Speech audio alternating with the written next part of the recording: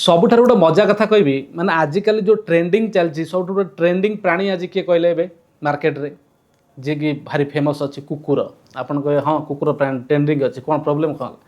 problem किसी ना देखो लोक मैंने कौन कर आजिकल 100 नु 200 नुह हजार हजार टंका देकी ब्रांडेड कुकुर मैंने सब किणिकी आनबे तांकर घर भितर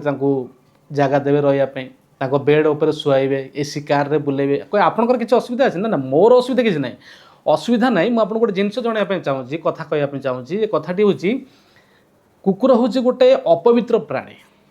जार मल को आम यदि स्पर्श करुचे कि कुकुर को भी स्पर्श करुचे स्नान करने पड़े दिन थिला वर्तमान समय कौन ना ताकू निज बेड उपरे निज एसी कार रे निजर थाली रे तो खायापी दिखाऊँ